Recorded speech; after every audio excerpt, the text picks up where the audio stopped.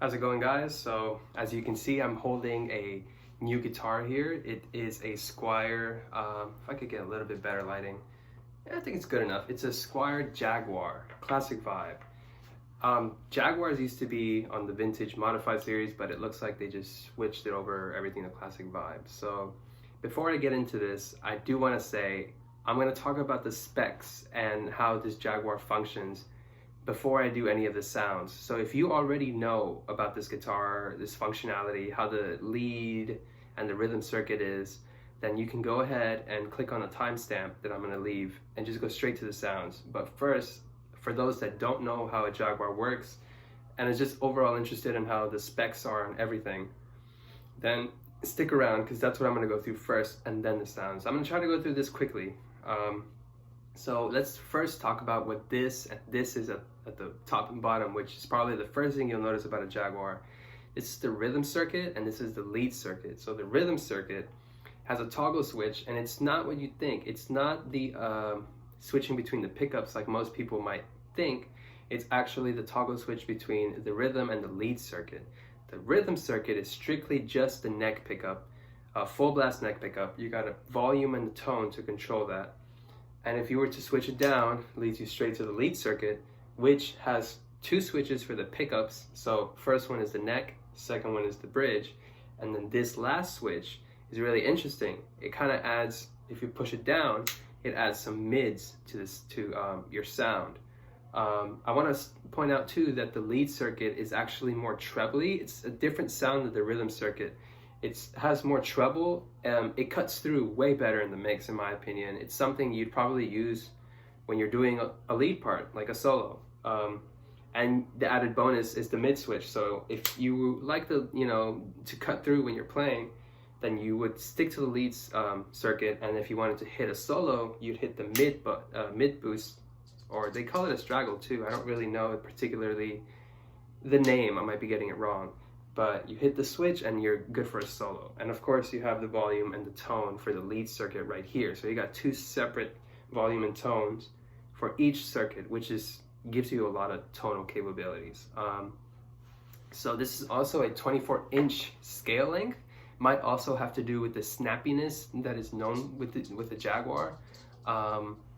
It's the new kind of fretboard material they're using now, Palfero, I think.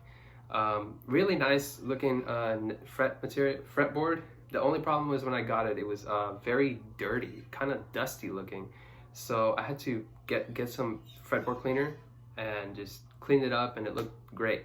The frets were also a little kind of dirty looking, so I polished them up and they were great. Nonetheless, if you don't do any of those things, it shouldn't affect the playability. It's more of a cosmetic thing that I just wanted to take care of. Since this is a brand new guitar, I wanted it to look great. Another thing is the new updated bridge that they added. It's now a Mustang bridge, I believe. And of course, it rocks back and forth when you use the tremolo arm, and you have the pop in tremolo arm. It doesn't screw in, you just pop it in and you go. I don't have any issues with the tremolo system at all. It seems to stay in tune pretty well. And you have a bone nut right up here, which seems like they did an okay job. I mean, it works, it doesn't give me any issues. It just cosmetically looks like they kind of just butchered the nut, but it functions, and I guess that's what matters. You got the vintage tuners, nice tuners. They're a little fidgety, they're very sensitive. You have to be careful how you turn them, or else it'll easily go sharp or flat. And of course the vintage tinted neck, the 70's headstock with the Squier logo seems to be outlined with some kind of gold. You got the skunk stripe. You got the glossy neck.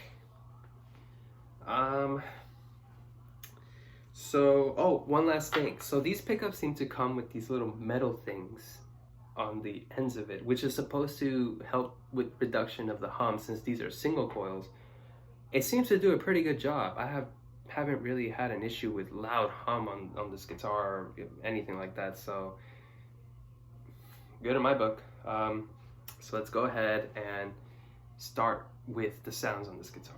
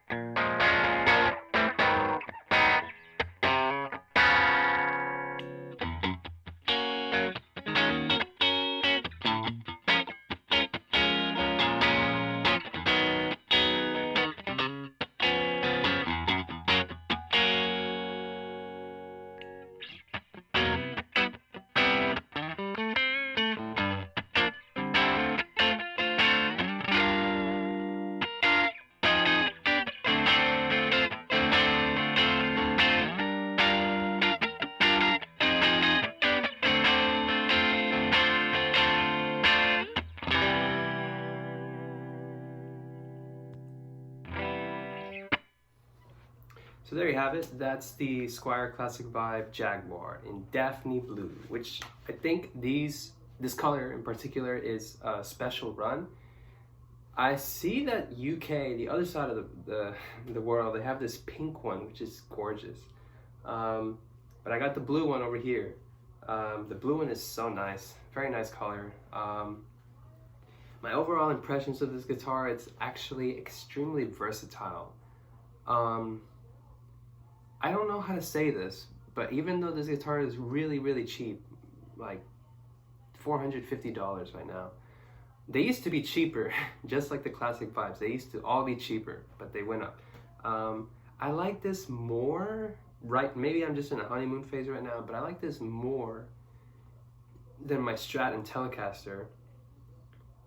I don't know what it is. I think it's just because you can get really good sounds out of this guitar. And even though it's like labeled as an indie guitar, and even though I'm kind of looking like a person who plays indie music, which I do, but I like other genres too. It's a guitar for anybody, really. I don't know why it has such a stigma with like, oh, okay, so if you play this, you're trying to be different, or you're trying to be whatever, offset looking guitar, you know? But it's such a nice guitar. How can you not like the sounds that come out of this guitar? Of course, everybody has their own opinion, but I think it's overlooked between a lot of people who are like Telecasters and Strat aficionados and Les Pauls, the classic guitars, you know. This is just, I would suggest, give it a try. See, this is the classic vibe Squier guitar. It's not a high-end $2,000, $1,000 guitar. It's a cheap one, but it's a good one. And I think everybody should at least go try it out and see how you feel. If you like Jaguars, please let me know in the comments. Encourage everybody else to try a Jaguar, because I like these guitars a lot. This is probably going to be the guitar I gig with too. So I feel like that says something. Only cons is just that it has, of course, you know, cheap parts, but I mean, it's a great sounding guitar. And at the end of the day, it functions well. It looks nice. It sounds great. I don't care if the parts are you know, super cheap or not. It seems to just hold really well. So this gets a thumbs up for me. Usually all the guitars that I get a thumbs up for me, but this is a great guitar. Go try one out, please, if you can. Thank you for watching. I hope you found this informative. I hope I can do more videos soon. I'm gonna write some music on this guitar right now, so I'll see you guys in the next video.